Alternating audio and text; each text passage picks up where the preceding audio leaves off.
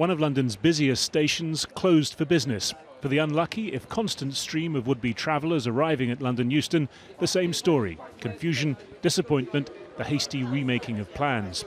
But at a time when so many are struggling with the mounting cost of living, notably little condemnation of the striking rail workers. People clearly aren't listening, and working class people are saying we can't afford it. So maybe this will help. It's a shame, but I think for the greater good, it has to be done, really. Yeah, hopefully it does help.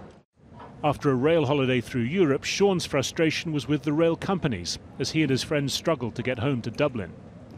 This was planned, it wasn't, they didn't decide to not turn up to work today. So this absolutely could have been avoided, planned around, alternatives offered, or at the very least they could have delisted the trains for today.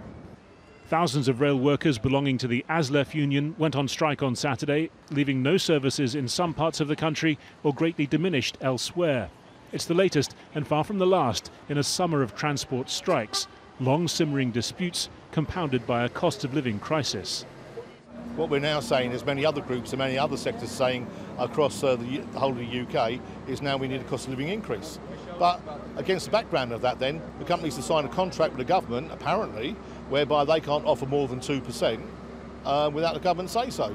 With passenger numbers and revenues still well short of pre-pandemic levels, the Rail Delivery Group, which represents the train companies, says any pay rises will have to be paid for.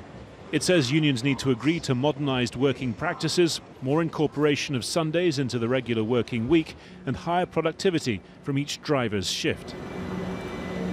But this is about more than just the rail industry. Strikes have taken place or are planned across numerous sectors. The government is worried that high wage awards could embed the inflation that it hopes will relent once the pressures from Ukraine and from the pandemic start to ease. But those pressures have already hit hard in households across the country. There'll be still more disruption next week. Another major rail union is calling for tens of thousands of workers to walk off the job on Thursday and Saturday.